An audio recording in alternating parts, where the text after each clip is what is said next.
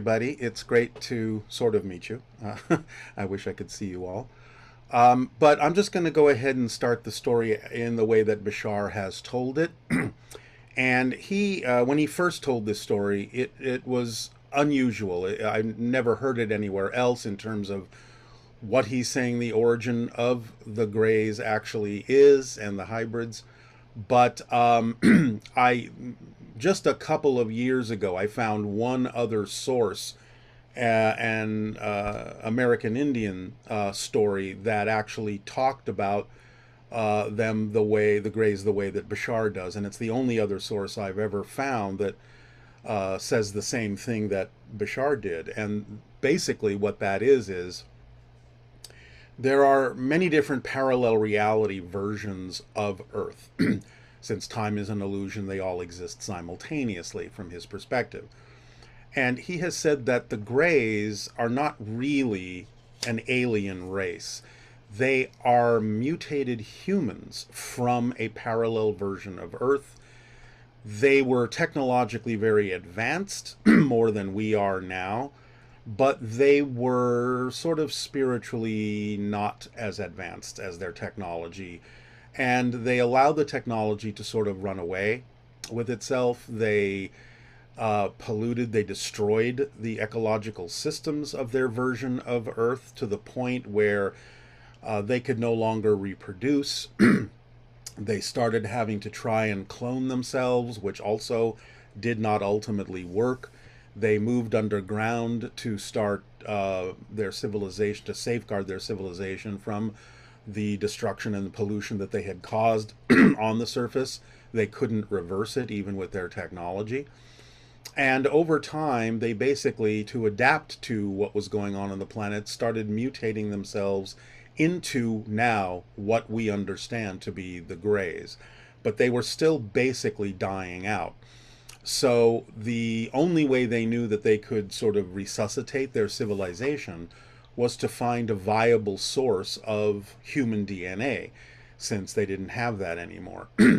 So their technology was advanced enough that it allowed them to build ships and shift into other parallel versions of Earth, such as ours, where humans still existed, where human DNA was still viable.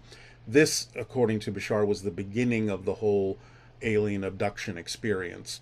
Now, I understand that that's been somewhat traumatic for a lot of people for a variety of reasons, but I don't believe that it was actually done maliciously. It's just that one of the things that the Greys did in order to accomplish the mission of surviving and being able to move forward with the hybridization agenda is that they needed to work as a unit.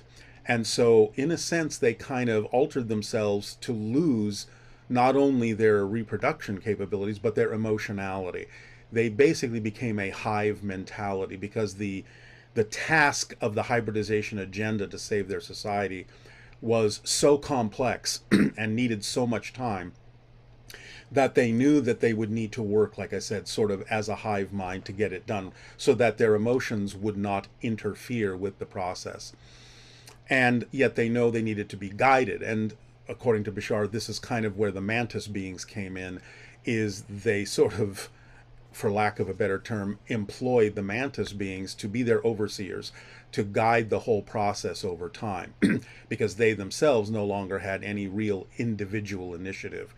So once they tunneled into our parallel reality and started extracting DNA from humans in the abduction experiences, as we called them, they began creating hybrid beings which they could sort of engineer to be able to be viable again over time.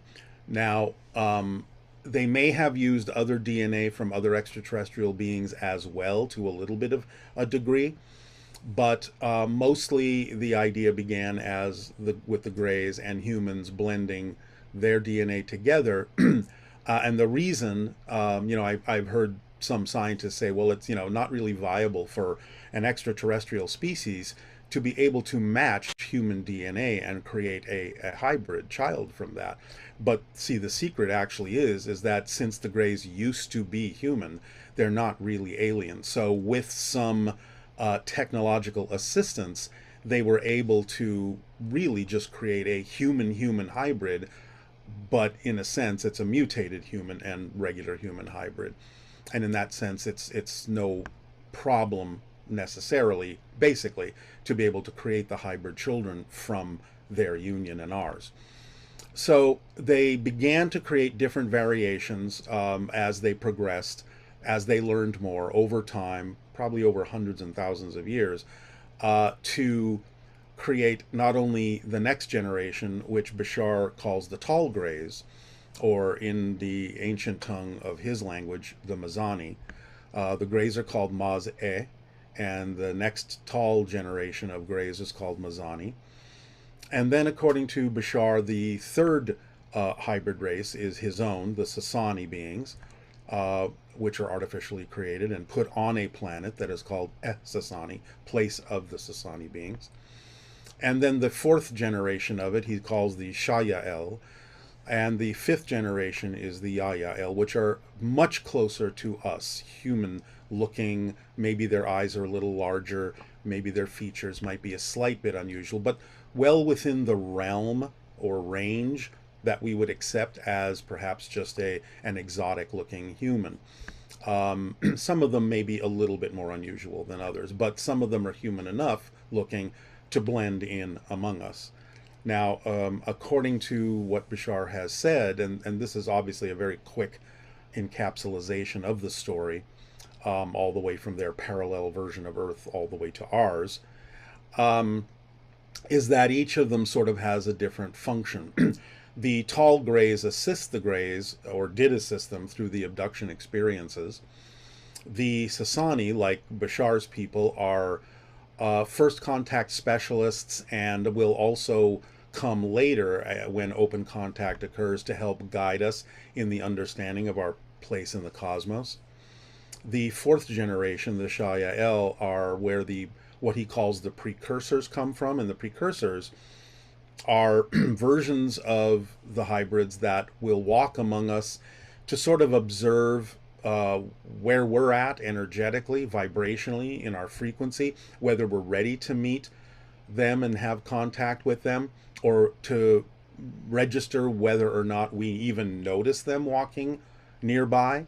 So it's kind of like a preliminary test to see how we, or if we are able to pick up on their presence and what our reaction would be, because they're obviously going to need to be very cautious, because ultimately the Yayael are the caretakers of what he calls the hybrid children that will eventually come to live among us on Earth. They are being trained to understand our society, being acclimated to it. The hybrid children in his ancient language are called the Shalanaya, which means those who come first. And so ultimately, according to Bashar, they will, through synchronicity, with the help of certain Earth humans who are synchronistically attracted to do so, what he calls the preparers, will create certain sanctuaries in remote areas for the hybrid children so that they can acclimate to Earth in a safe environment, and so that we can acclimate to them over time also.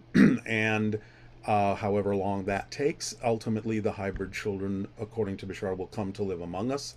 Over time, we will blend together as a society and begin to evolve with them to create what Bashar is calling the sixth hybrid race. So the Greys are the first, the tall Greys are the second, the Sasani are the third, the Shayael are the fourth, the Yayael are the fifth, and the Shalanai are the children that will blend with Earth humans to create the sixth hybrid race as part of the evolutionary chain, and basically also as a part of helping us to make sure we don't go down the same destructive path that the Greys went down when they destroyed their version of Earth. I know this is a big story. It has a lot more complexity to it than what I'm giving you right now. This is a very streamlined version, a simplistic version of all this. There's a lot that goes into it.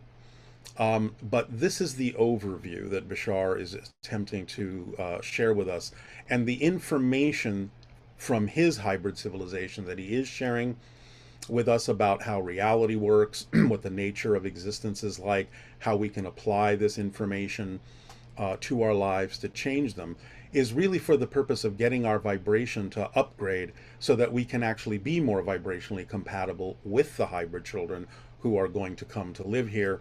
And it would help propel and accelerate us all toward the evolutionary path of becoming the sixth hybrid race. Now, he's also said, of course, that we chose to interact in this hybridization agenda, whether we remember it or not, probably from a much higher level, a spiritual level, perhaps before we incarnated. So, as I said before, even though I understand that some of these hybridization experiences and abduction experiences have been traumatic for a lot of people, and I'm not in any way, shape, or form attempting to dismiss that experience, that mostly comes, according to Bashar, from the fact that we have never been taught that this is going on. And we haven't been taught the tools necessary to handle it. So the idea is that these things have come as a surprise to us. Our consciousness simply wasn't ready for it. And a lot of the panic that happens and trauma that happens in these, or did happen in these encounters, are mainly because we just feel out of control. We don't really know what's going on because we haven't been properly prepared. He has sort of likened it, and again, I don't mean this to in any way, shape, or form be dismissive of anyone's experience, but he sort of likened it to the idea of taking a young child to the doctor. And the child may be scared to death, but the parents understand that this may be for the child's own good, even though the child may not understand that at the time. The other thing about all of that is that, by giving us this information and giving us the opportunity, they're sort of to change our reality and to go in a more positive direction than some of the ways we've been going. They're paying us back, in a sense, for allowing them to use our DNA to save their civilization. So in return, the hybrids are attempting to give us what we need, so we again don't go down the same destructive path as the original humans that became the Greys. So there is an exchange going on here. It's a very powerful exchange. The information is definitely designed to benefit us and open us up to contact so that we know we are not alone in the universe. Bashar has said that the open window for contact, somewhere between 2023 and 2033 or 40, is when it will begin. Now, that doesn't mean they will land all at once, according to him. It has to be a gradual program, a gradual process that, again, allows us to not only acclimate to the hybrid children that would come to live among us, but to the fact that we're part of a greater galactic society.